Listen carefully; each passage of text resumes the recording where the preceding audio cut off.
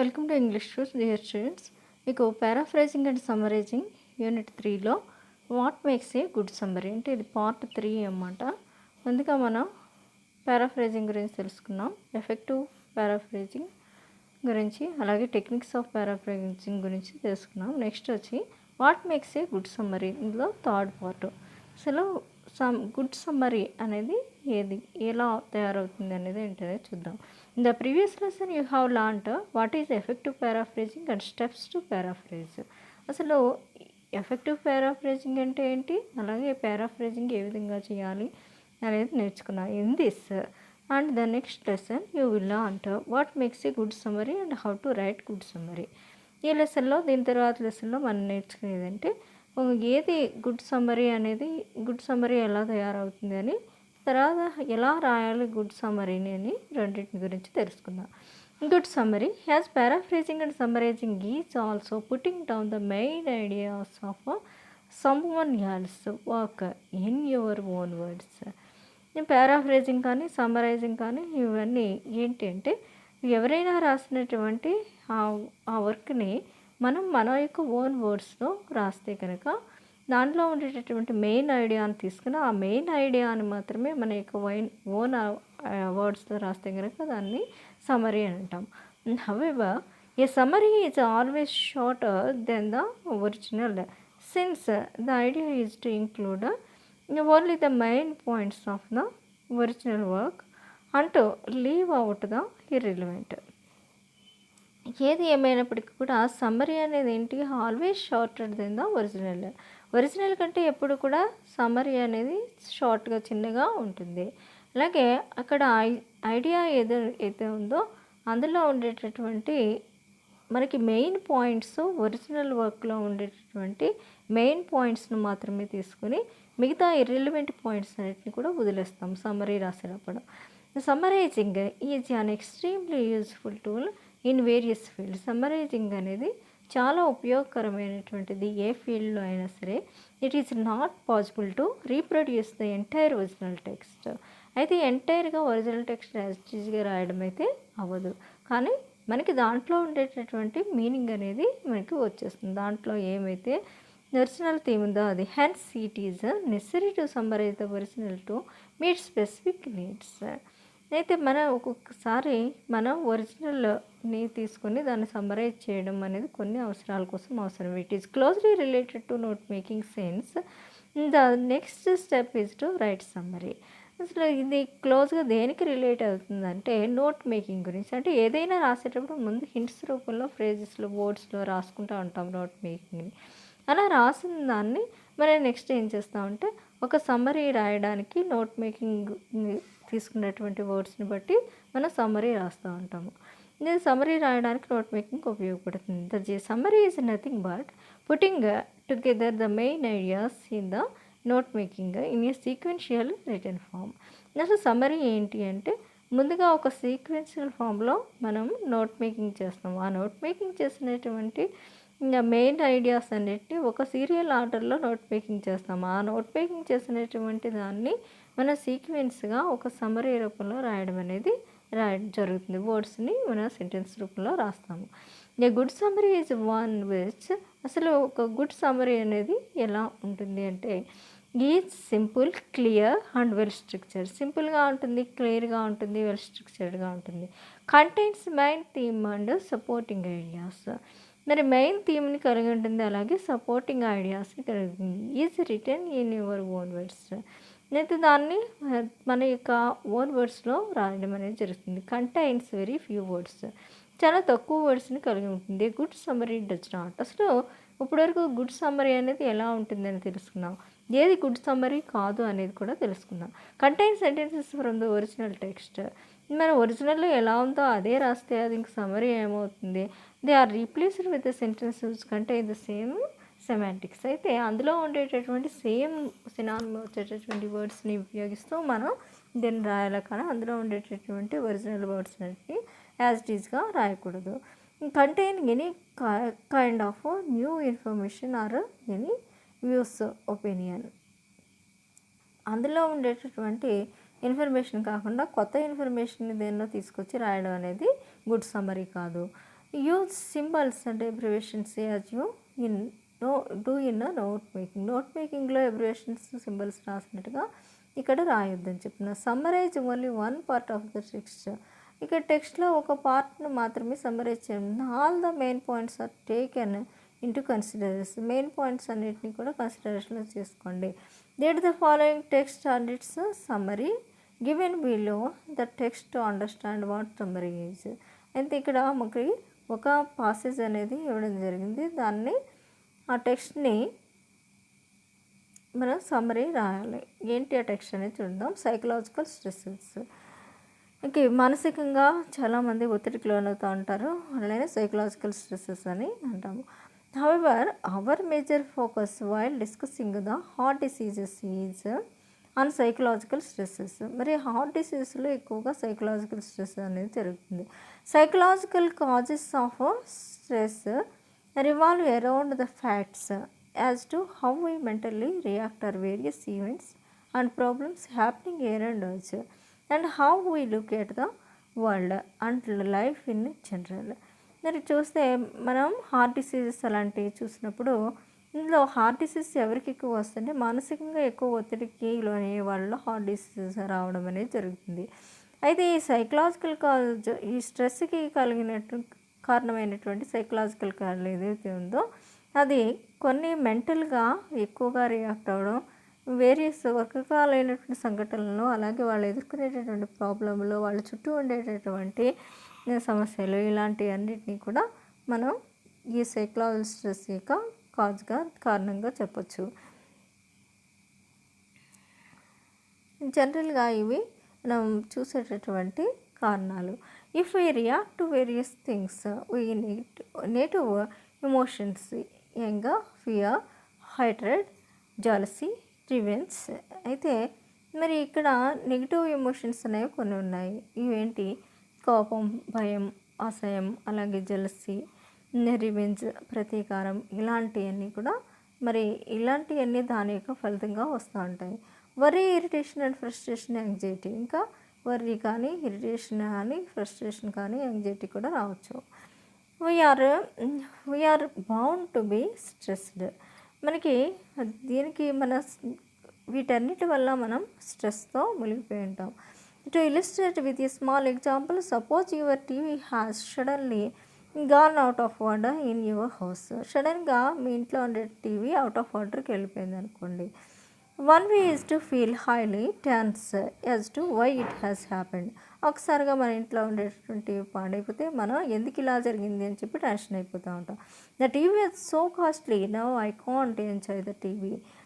Another mature way of looking at is that it is a way of life. Things can get out of order and we should be able to accept any eventually in life. అంటే ఇక్కడ ఇంత costly TV అనేది పోయింది, మనం దాన్ని చూడలేకపోతున్నాం అని బాధపడితే అదొక రకం. ఇంకొక రకంగా ఆలోచించాలంటే మెచ్యూర్డ్గా ఆలోచించాలి అని అంటే ఇక్కడ ఏంటి, మనకు కొన్నటువంటి వస్తువులు అనేవి ఏమవుతూ ఉంటాయి, కొన్ని అవుట్ ఆఫ్ ఆర్డర్కి వెళ్ళిపోతూ ఉంటాయి, కొన్నిసార్లు పాడైపోతూ ఉంటాయి. వాటిని మళ్ళీ మనం కొన్ని తెచ్చుకోవచ్చు. అలా కాకుండా వీటిని యాక్సెప్ట్ చేసి దీన్ని మనం ఇలా సింపుల్గా తీసుకుంటే, వస్తువే కదా పోయిందని తీసుకుంటే మనం అంతగా స్ట్రెస్కి గురయ్యి బాధపడవలసినటువంటి అవసరం ఉండదు. అదేవిధంగా వీటన్నిటిని కూడా జీవితంలో సింపుల్గా తీసుకోమంటున్నాడు దేన్నైనా సరే. This type of thinking won't create స్ట్రెస్ని. ఈ విధంగా ఆలోచిస్తే కనుక మనకి స్ట్రెస్ అనేది ఉండదు. Hence psychological cause of the stress can be very easily eliminated by the readjusting your attitudes and reactions towards various things in life. అయితే మనకి మానసికమైనటువంటి కారణాలు, స్ట్రెస్కి మానసికమైనటువంటి కారణాలు అంటే ఇది చాలా ఈజీగా మనం ఈ స్ట్రెస్ అనేదాన్ని మనం ఎలిమినేట్ చేయొచ్చు. ఇలాగా మన యొక్క వైఖరిని మార్చుకోవడం వల్ల, అడ్జస్ట్ చేయడం వల్ల, వాటి పట్ల ఎక్కువగా స్పందించకుండా ఉండటం వల్ల, మనకి ఇలాంటి వాటి వల్ల మనం ఈ యాటిట్యూడ్ మార్చుకోవడం వల్ల ఎలిమినేట్ చేయొచ్చు స్ట్రెస్ని అంటున్నారు. Events are the various incidents themselves don't create stress. ఇంకొన్ని ఈవెంట్స్ కానీ కొన్ని రకాల ఇన్సిడెంట్స్ కానీ కొన్ని ఇవి అయితే స్ట్రెస్ని క్రియేట్ చేయవు.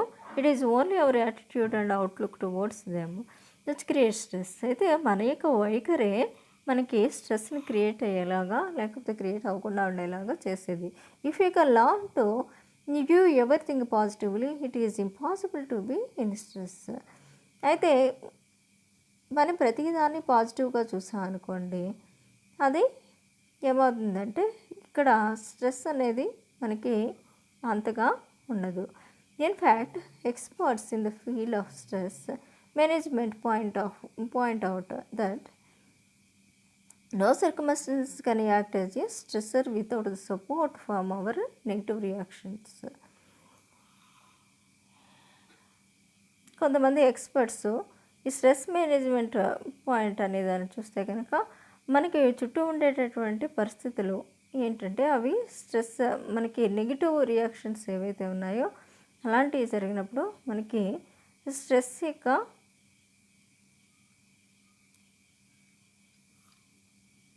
మార్గం అనేది పెంచడం అనేది నెగిటివ్ రియాక్షన్స్ ఇవ్వడం అనేది జరుగుతుంది. We can always react positively even towards the most negative and the miserable circumstances life. ఎంతసేపు మనల్ని ఎంత దుఃఖమైనటువంటి సంఘటనలు కలిగినా లేకపోతే నెగిటివ్ ఏమైనా వచ్చినా కూడా మనల్ని ఎంతసేపు ఎలా ఆలోచించమంటున్నాడంటే పాజిటివ్గానే ఆలోచించడానికి ప్రయత్నం చేయండి. It is just a question of transformation of our attitude. ఏంటి ఈ క్వశ్చన్ ఇదేంటి, మన యొక్క యాటిట్యూడ్ అనే దాన్ని మనం మార్చుకోగలిగితే మనం ఇంతసేపు స్ట్రెస్ నుంచి బయటపడవచ్చు. It is not an exaggeration to say that mental attitude everything in life. ఇది చెప్తే చాలా అతిశయోక్తిగా ఉండొచ్చు, కానీ మన యొక్క మానసికమైనటువంటి వైఖరి లేకపోతే ఆలోచన ఏదైతే ఉందో అదే మన యొక్క ఈ లైఫ్ అని చెప్పి జీవితంలో ప్రతిదీ మన ఆలోచనే మన జీవితంగా మారుతుందని చెప్తున్నారు. సమ్మరీ రాయవలసి వస్తే పైన ఇచ్చినటువంటి ఈ సైకలాజికల్ స్ట్రెసెస్ అనేటటువంటి పాసేజ్కి కింద విధంగా సమ్మరీ రాయొచ్చు. Doctors focus a great deal on psychological factors.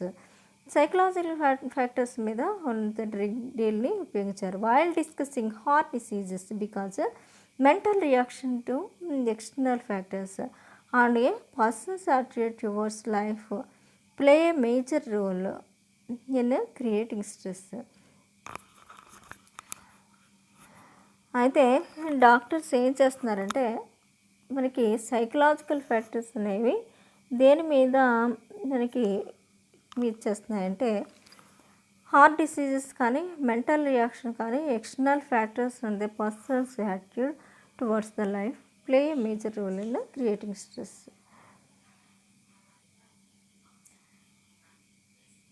ఈ సైకలాజికల్ ఫ్యాక్టర్స్ మీద డాక్టర్లు దృష్టిని సారించినప్పుడు లేకపోతే ఈ హార్ట్ డిసీజెస్ అలాంటి వాటిని అలాగే మెంటల్ రియాక్షన్స్ వీటన్నిటిని మీద వాళ్ళు ఫోకస్ చేసినప్పుడు ఏం చెప్తున్నారంటే మనకి బయట బాహ్యంగా ఉండేటటువంటి ఎక్స్టర్నల్ ఫ్యాక్టర్స్ కానీ లేకపోతే మనిషి యొక్క వైఖరి అనేది లైఫ్ మీద ఉండేటటువంటి వైఖరి అనేది ఏదైతే ఉందో అది మేజర్గా మనకి స్ట్రెస్ని క్రియేట్ చేస్తుంది అనే దాన్ని చెప్పడం జరిగింది.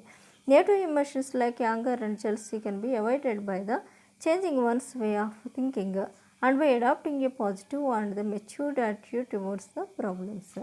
అయితే నెగిటివ్ ఎమోషన్స్ కానీ బాగా కోపం లేకపోతే జలసీ ఇలాంటివన్నీ కూడా మనకి అవాయిడ్ చేస్తే కనుక వాళ్ళ యొక్క లైఫ్లో ఉండేటటువంటి ఒక థింకింగ్ వేని మనం మార్చచ్చు. అలాగే పాజిటివ్ యాటిట్యూడ్ని అలవాటు చేసుకోవడం అనేది ఏంటంటే mature attitude towards the problems. Positive attitude అలవాటు చేసుకుంటే మనకి ఏదైనా ప్రాబ్లం వచ్చినప్పుడు మెచ్యూర్డ్గా ఆలోచిస్తూ ఉంటాం. స్మాల్ ఏజ్లో సీరియస్ వన్స్, చిన్నదాన్ని కూడా మనం సీరియస్ వన్స్గా తీసుకోవడం అనేది జరుగుతుంది. Stress management experts agree that a positive attitude and the elimination of negative thoughts can be image stress and thereby ensure a healthy life.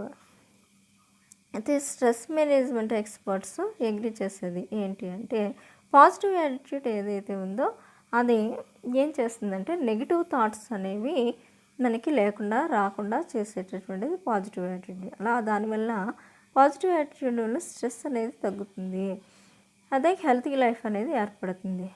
When you read the text and summary you will find the following main points in both. అయితే మనం ఈ summary ఏదైతే ఉందో దీన్ని టెక్స్ట్ని కానీ ఈ summary కానీ మనం ఏం చేయాలంటే మెయిన్ పాయింట్స్ అనేదాన్ని మనం దృష్టిలో ఉంచుకుంటున్నాం. Role of stress in heart diseases, psychological factors. మన హార్ట్ డిసీజ్లో స్ట్రెస్ యొక్క రోల్ ఏంటి, సైకలాజికల్ ఫ్యాక్టర్స్ ఏంటి అనేది. Mental reaction to external factors incidents.